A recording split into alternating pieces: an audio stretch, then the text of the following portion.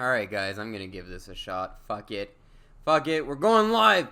Going live! Guys, I'm thinking of doing this thing where every week I just talk about what's on my mind, certain movie-related news articles and whatnot. This is the worst movie news show on the internet, so brace yourself.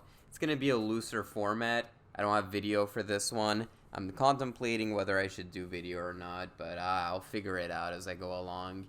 Just a little something for the kiddos, you know?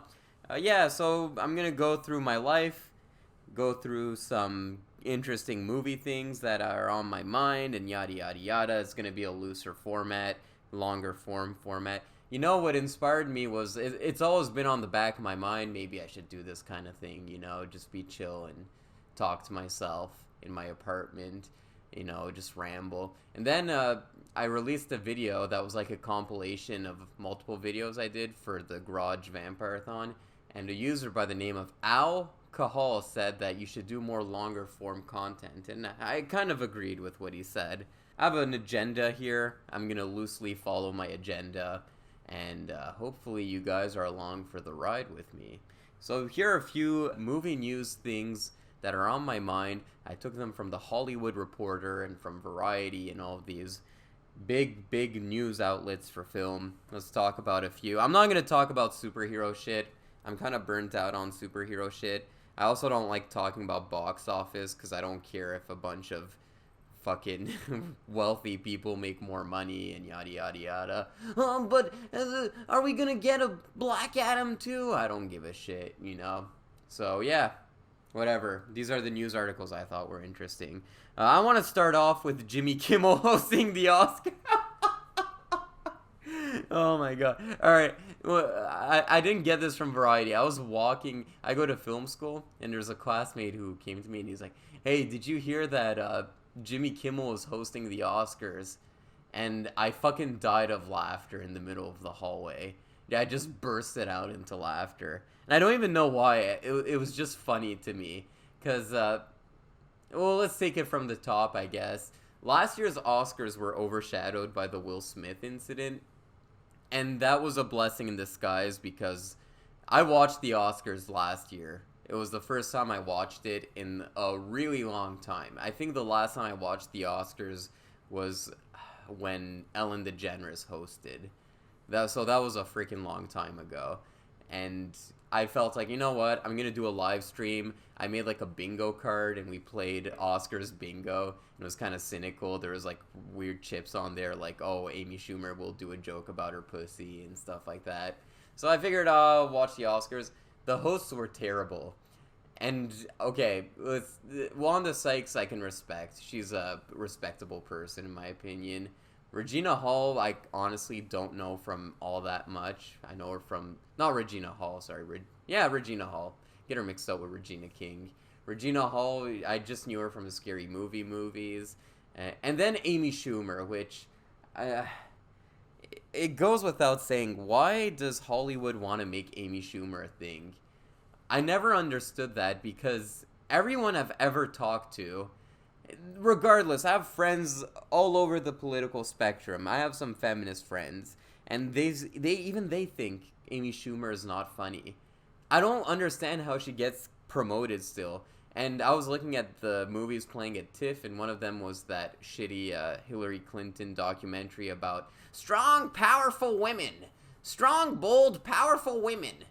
And Amy Schumer was in that documentary as like a female trailblazer.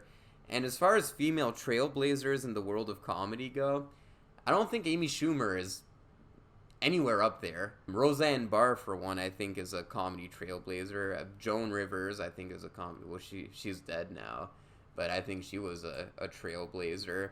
I would even put Tiffany Haddish above Amy Schumer. A comedian I really like too right now, a female comedian I really like is Jessica Kirson. There we go. Jessica Kirson to me makes me laugh. There's so many funnier women than Amy Schumer. I just don't understand why Amy Schumer is a thing. So whatever, these three women are hosting the Oscars and it's just a shit show. I remember there was like one point where Wanda Sykes dressed up as King Richard and I forget what Regina Hall dressed up as, and then Amy Schumer was like on wires dressed up as Spider-Man, shooting silly string everywhere. And to me, I was like, why are they even doing a Spider-Man reference? Was Spider-Man even nominated for an Oscar? And it was nominated for an Oscar for visual effects, which... yeah, that's a different story. But yeah, so last year's hosts were very underwhelming. I don't know what the public thinks about last year's hosts. I don't know if some of them are like, oh, they were good. They were good. They were good. People like trying to lie to themselves. Oh, it was good. It was good. It was good. But yeah, they were awful. And now they're I think the Academy acknowledged that they must have been awful. So now they're going back to the well. They're going with Jimmy Kimmel, which Jimmy Kimmel, I think, has never made me laugh. Even like in the Man Show era, I always thought Adam Carolla was the funny one and Jimmy Kimmel was just like the sidekick. I don't think I've ever laughed at anything Jimmy Kimmel has ever said, and he has a very... I don't know what's wrong with comedy nowadays, but everyone to me seems very smug. It's all of these people that are talking above me. You know, like people like Trevor Noah or Stephen Colbert, modern day Stephen Colbert, that is. I liked him back on the Colbert Report. But all these people, it's like they're talking down to me, and it kind of drives me crazy, and Jimmy Kimmel is one of those too. And of the two Jimmys, I would take Jimmy Fallon any day over Jimmy Kimmel. Just because Jimmy Fallon, he knows he's goofy, he's whatever, he's kind of like a funny guy. Hey, let's all be friends. At least he's going for that. I don't like Jimmy Fallon by any means, but I'd take him any day over Jimmy Kimmel. It has to be like an ABC thing. The Oscars are hosted by ABC, and they're trying to promote Jimmy Kimmel's show. Jimmy Kimmel's views are probably going down the toilet, and like, oh, we need to prop up Jimmy Kimmel by putting him at the Oscars. I don't know. It's just such a cynical, boring pick. I did a video. I don't know if sometimes I'll do videos and I'll never publish them, but I talked about hosts I'd like to see host the Oscars. I thought Conan O'Brien would be a really good host for the Oscars. Conan O'Brien would be good. Ricky Gervais, the Golden Globes kind of don't exist anymore, so to have Ricky Gervais do his shtick from the Golden Globes at the Oscars would be pretty funny. I don't think it would ever happen, though, because, like, the Oscars are about excellence in the Academy! Excellence! And they're not gonna have some, like, drunk British guy just roast everyone. The Muppets. I always thought the Muppets would be really good hosts of the Oscars. You know, just have the Muppets. It's the Muppet Show! Or, it's the Oscars with your very special guest, Kermit the Frog! Rah! Ba-ba-ba-da-da-bap! It's time to play. I thought that would be good. Have the Muppets. The Muppets are owned by Disney too. They'd be doing a little self-promotion there as well. I remember last year the rumor was Pete Davidson would host the Oscars, which that would have been something else. The Oscars, I guess I'm here, and then people would laugh. Ha ha ha! I don't know. It's such a hard gig. I don't think anyone wants to host the Oscars at this point because he gets so scrutinized. Ever since the Kevin Hart incident, where he was like, "Oh, Kevin Hart's gonna host the Oscars. Let's dig through his Instagram and Twitter from 20 fucking years ago." No one wants to put themselves through that. Who wants to fucking host the Oscars? If you're a stand-up comedian, you're happy just going to the yuck yuck clubs. You don't need to fucking get on stage and get slapped by Will Smith. Oh yeah, that sounds like a good gig. Yeah, the Academy Awards, I'm gonna get hired and people are gonna go through my Twitter, find some shit that I said from 20 years ago, then walk on stage and get slapped by an A-list actor. Who wants to do that fucking gig? Well, Jimmy Kimmel apparently wants to do that fucking gig, so good on him. Alright, speaking of the Oscars, this one is actually interesting. I'm not gonna rant on the Oscars much more, but I just thought this was interesting. So the Hollywood Reporter reported that, hence the name Hollywood Reporter, I guess. So they reported that Marcel the Shell with Shoes On is considered an animated feature at the Academy Awards and is eligible for the Academy Award for Best Animated Feature. First of all, I don't like the fact that the Academy has a nomination for Best Animated Feature. I think it would make a lot more sense if the award was called Best Animation, and then you had, like, just looking at the animation, which movie had the best animation. But to categorize it as animated features and then, like, motion pictures, it's like you're kind of implying that animated movies aren't real movies. And I think that animators should be honored at the Oscars. I just don't think that the term Best Animated Feature is all that necessary. I also heard that anyone can vote for Best Animated Feature, which usually you'll have directors voting for Best Director, actors voting for Best Actor, editors voting for Best Editing, and for some reason, animated feature, everyone votes. So it doesn't make sense to me. It's like, how many animated movies is, like, Brad Pitt watching? He probably watched like one Pixar movie with his 17 kids and called it a day. But it's not about that. It's more about, is Marcel the Shell with Shoes On an animated movie or not? I watched that movie, by the way. I didn't review it on my channel because I was kind of late to the game. Great movie. Fantastic. Probably give it like a 7 out of 10. It was very cute. It was very wholesome. It was nice to see Nathan Fielder have 2 lines of dialogue in a whole movie. It was just a very wholesome movie. It was really fun. It was sweet. It was to the point. Clocked in at about 90 minutes, said what it had to say, and got the fuck out. And I like movies like that where you're looking at the world through a child's perspective. I just recently rewatched Beasts of the Southern Wild, which came out over 10 years ago, but that's another movie I always loved. So I like those kind of movies where you're watching the world through a kid's eyes. And I keep going on these tangents. Is Marcel the Shell with Shoes On an animated feature? The Academy defines an animated film as a motion picture in which movement and characters' performances are created using frame-by-frame technique and usually falls into one of 2 general fields of animation, narrative, or abstract. And there is frame-by-frame technique in Marcel the Shell with Shoes On, of course. The characters are of stop motion. Let's go through that definition again. A motion picture in which movement and characters' performances. So the characters' performances are definitely done frame by frame. There are some live action people in the movie, like the interviewer who comes to interview Marcel. That was like a live action person. But for the most part, the characters are all stop motion. The problem is the movement. The movement is not done with stop motion animation. It's done using handheld camera.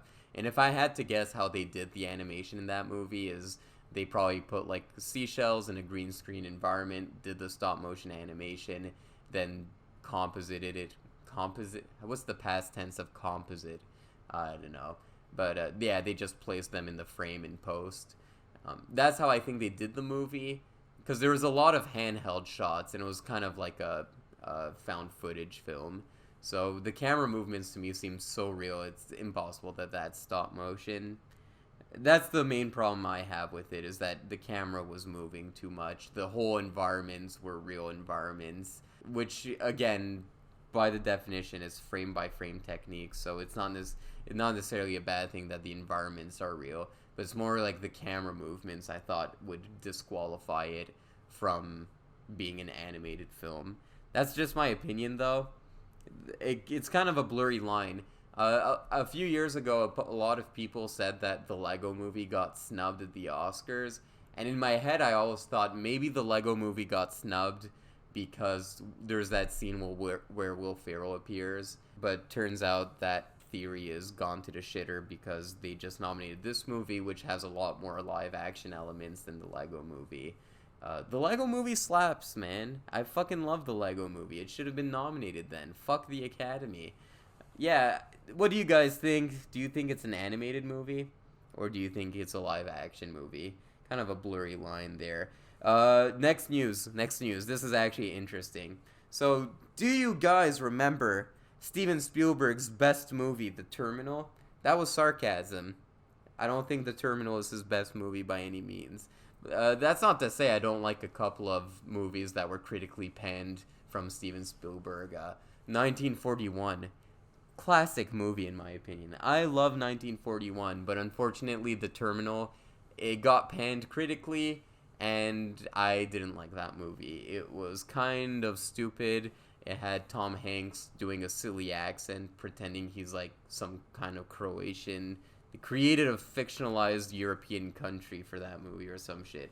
But anyway, that story, The Terminal, is based off a book, The Terminal, which is an autobiography about an Iranian man called, and I'm gonna butcher his name here.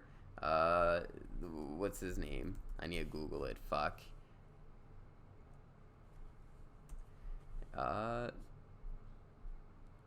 Mehran Karim Nasseri. That's the name of the real guy. He's Iranian in real life. The movie turned him into an Eastern European guy. But he died at the time of this recording.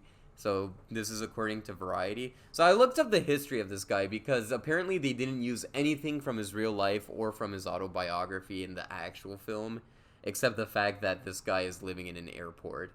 So this guy was exiled from Iran in 1977 for protesting the government. That's what he claims, but apparently that was disproven later on. But anyway, he said that he was exiled from Iran and that he is no longer an Iranian citizen. So then he would resort to traveling between the UK and France, and he would kind of bounce back and forth until suddenly one day, someone stole his briefcase, which had all of his immigration papers. So he was unable to fly between Britain and France. So he was just caught doing like whatever, I guess. He got lawyers and they were trying to get him back to the UK because apparently his mother is Irish, I believe. So he was trying to return to the UK, but he had to claim that he was Iranian in order to return to the UK, which he refused to do. He also went by the name of Sir Alfred, and that was not the name that was given to him at birth, so they refused. He refused to do the proper documentation, which annoyed the shit out of his lawyer, understandably so. So he would resort to living in the airport, and he lived in the airport for 18 years. He lived in the French airport. What happened was that he got a heart attack in 2006, and because of that, they had to take him to the hospital, and once he was treated, they put him in a Parisian homeless shelter. That's not the weird part of the story, though. The weird part of the story is that that's the last we heard of this guy until he passed away just now of another heart attack or a stroke, I believe. And turns out he died in the same airport. So he returned to living in that airport, which is fucking bizarre, but I don't know. Apparently his family said that that's what his happy place was. That's like where you like to be. That's just him being him. But it's just crazy to think that this guy probably spent a huge portion of his life living in this airport. Because we thought he stopped living here in around 2006, 2007. Turns out he was still there. And he probably wasn't there that whole time. It's probably more of a recent thing that he returned to living in this airport. But still, the fact that he died in the terminal is kind of a unique story. And it kind of makes it all the more of a missed opportunity that Steven Spielberg decided to sway so far from the source material. I feel like this is such an interesting character that could have been developed into a motion picture, but instead he decided to make I'm going back to Croatia, or whatever fucking made-up country he was from. That was just interesting to me. What else do we got here? What else do we got? There's this new movie coming out. It came out in certain locations. I don't know if it's out near me. Let me see. Is it out in Toronto? Oh, it's playing in Toronto on November 17th. Okay. I'm not gonna watch this movie. This movie is called She Said. She Said. She Said is about the New York Times journalists Megan Tolley and Jodi Kantor publishing a report that exposes sexual abuse allegations against the powerful Hollywood producer Harvey Weinstein. This movie currently has an 82% on Rotten Tomatoes, 71% on Metacritic, 7.4 on IMDb, although I don't know who had access to the movie. Maybe played at a festival or two. Directed by Maria Schrader, who is known for nothing. Anyway, the reason why I'm talking about this is that I kind of want to go on a mini rant. I've been ranting a lot, I guess. But about this movie, I don't know if I'm digging it. On the surface, I watched the trailer and I'm like, this kind of looks like that Spotlight movie with Michael Keaton that won an Oscar. So I don't know if they're trying to pander to the Academy here. Where was this movie? Where was this movie when Harvey Weinstein was going around being a little creep, eh? Why did it take them so long? I don't know. Here's the thing. I was reading an article from Hollywood Reporter where Carey Mulligan said that casting actual survivors in the film was integral to the film. It kind of reminds me of that 1517 to Paris movie that Clint Eastwood did a few years back, where it's a movie about people trying to stop a train hijacking by terrorists and people that took down the terrorists, and they cast the real people in the movie, and their acting was fucking dog shit. Now, that's not to discredit what they did was a very noble thing and a very patriotic thing and a very nice thing. They put their life on the line for their fellow Parisians or wherever they were, but not the best at acting. They may be the best at taking down terrorists, but not the best at acting. I kind of have a problem with the casting of actual survivors, but I feel like that's the least of this movie's problems. I like Carey Mulligan a lot. I think she's a really good actress. I love the movie Drive, and you know what? I even really like the movie Promising Young Woman. Promising Young Woman to me reminded me of almost like a 70s rape revenge film. That's why I kind of liked it. And it kind of had this like punk rock feel to it. It was a really fun movie to me, Promising Young Women. A lot of people loved it. And then a lot of people on the internet kind of hated it, saying that it was like topical, but not much else to offer. I feel like it was a well done story, in my opinion. But anyway, it's just this She Said movie. It kind of doesn't look appealing to me. I don't think Hollywood should be making a movie about this topic. It kind of feels stupid to me. Imagine if the Vatican decided to make a movie about all of the crimes that the Vatican has made. I feel like it's going to be a little scratching the surface, not much depth to it. Don't you think? Huh. Hey, let's make a movie about 9/11. Oh, who's producing it? The mastermind behind 9/11. Oh, let's make a movie about the Ku Klux Klan. Oh, yeah, who's making it? The Ku Klux Klan. Am I the only one who feels like that about this movie? I don't know. I feel like it's going to be very scratching the surface. I think, just judge... I watched the trailer, don't worry. But I watched the trailer, and I think Carey Mulligan is probably going to carry this movie. She's a really good actress. It's just, like... I don't know how to feel about this movie. I don't know. I may be wrong. Maybe it really goes in depth, and... I'm looking at the cast list. They got the guy from Brooklyn Nine-Nine in it, so I like that actor. What's his name? Raymond Holt. There we go. Holt from Brooklyn Nine-Nine. I think he's a good actor, and he's in this movie. It's just this movie. I don't know. Can I find some reviews? There's 2 reviews here. She said proves that even formulaic, overlong movies can still be incredibly compelling and emotionally impactful. 6 out of 10. That's a glowing review. Let me check out reviews for this.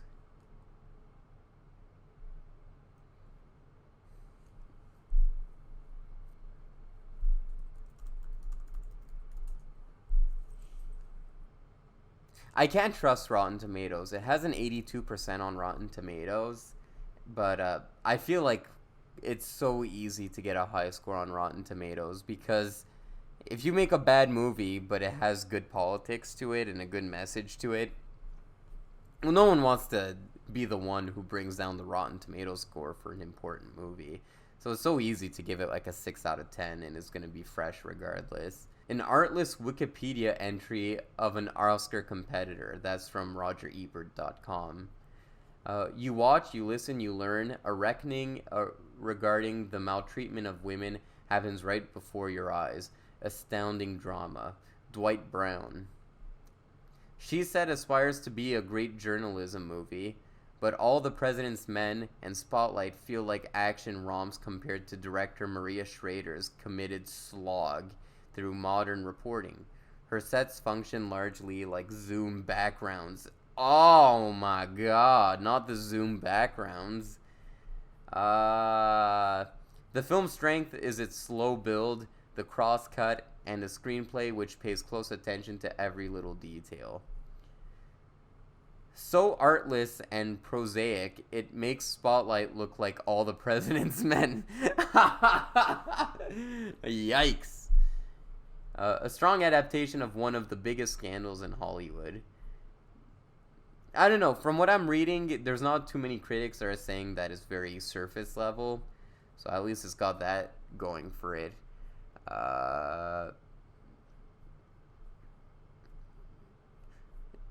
I'm seeing a lot of 6 out of 10s and 7s out of 10s. Just like lower scores, but still fresh.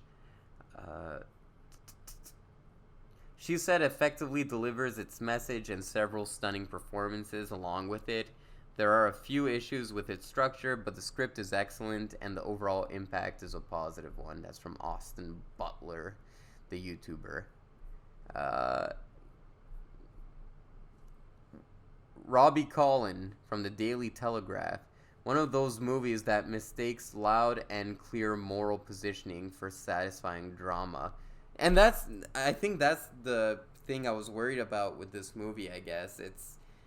I think the movie is going to be very cookie cutter, where they're going to show a lot of the strong, bold women who took down Harvey Weinstein, but they're not going to show much of the silence that was going on in Hollywood trying to hide Harvey Weinstein. I think that's the problem this movie is going to face, because a lot of people who did trash Harvey Weinstein ended up getting fucked over. She Said is an impassionate but pedestrian journalism movie that mechanically rehashes things we already knew. The movie equals the reporters' sincerity, but not their shrewdness. It's all too eager to explain what it's doing at every turn. Jesse Hasinger from Paste Magazine. Yeah, that's the problem I have. It's not going to be very nuanced. I feel like issues like this, they need some time to marinate. What was the movie I was talking about? It reminds me of that Bombshell movie. The Bombshell movie came way too close to the real incident. Sometimes you need to let some time go by to get a clear image of what the full scale thing is. I remember reading an article too that Adam McKay is doing a movie about January 6th when the Viking guy stormed into the White House. That's another issue too. It's like you really need some time to like develop thoughts on it, to let historians think of like what happened here, how did we get here. I feel like kind of just riding on the hype train is a little too premature in my opinion. I don't know, that's just how I feel. You know, I have an idea for a sequel to The Northman. If you guys watched the movie The Northman by Robert Eggers, here's my pitch for a sequel. Have it take place in 2022. The main Viking, played by Skarsgård, one of the Skarsgårds, he teleports. He comes back to life. He comes from Valhalla back to Earth, and then time travels to the year, 2019? He time travels to the year 2019, and he has to raid the White House. And he's the Viking that was in the Oval Office. Yeah, that's my pitch for The Northman 2. Have Robert Eggers direct it. Willem Dafoe can be in the movie as well. Yeah, it would be a great movie. I think it would be a hit. Robert Eggers, feel free to steal my idea. It's yours now. Just take it. It's all yours. Yeah. last piece of news is not really a piece of news. I went to a Cineplex theater. So my little story is I was born in Quebec, the old province of Quebec. Hey là, j'suis un Québécois, moi là. So I lived in Quebec. I will move to America to pursue studies in pharmacy. Finished my studies in pharmacy. I didn't want to go back to Quebec for personal reasons that I'm not going to go into now, but I moved to Ontario. I now live outside of Toronto, not quite in Toronto, but one of the cities neighboring Toronto. Beautiful city, by the way, that I live in. A lot of people trash my city, but it's a good kind of trash, you know? I don't know, anything's a kind of a step up over where I've lived previously.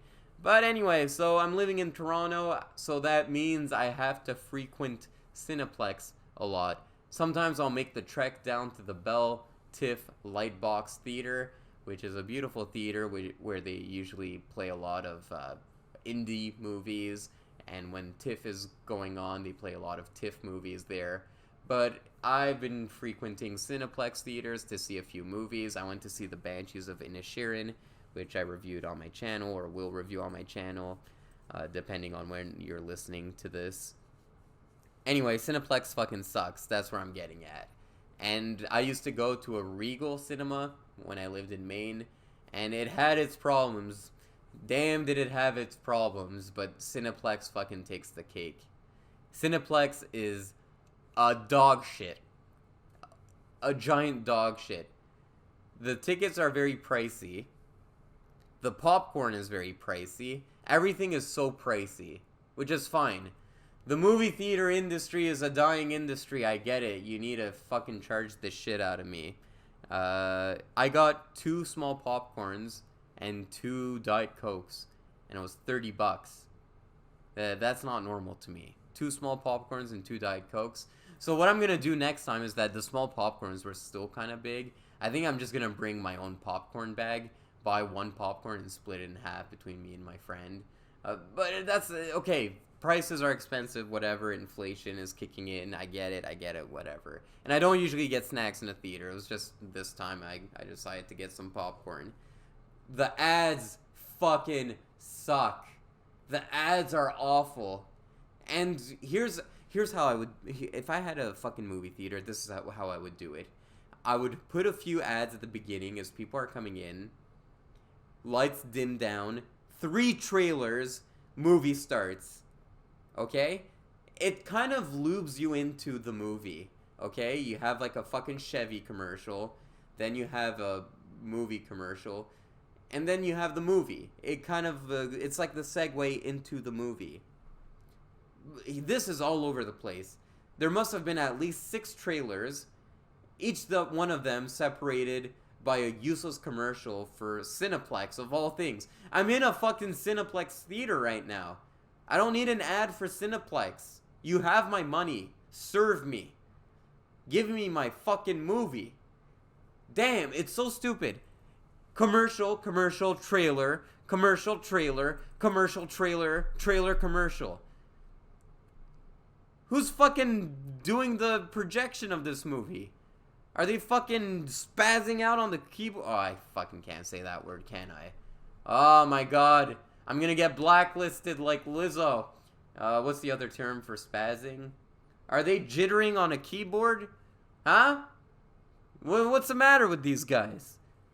Jeez. I will say the seats were comfortable.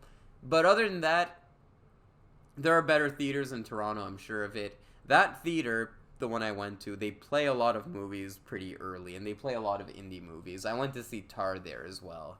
So, like, when it comes to those kind of indie movies, it's also in a convenient location as well, because it's walking distance from my friend's place. So, it's convenient for him, and it's convenient for me because I park at his apartment. He's kind enough to lend me his parking. Yeah, it's just fucking Cineplex's ass. It's ass. The small popcorn, they make it big so that you pay more for it.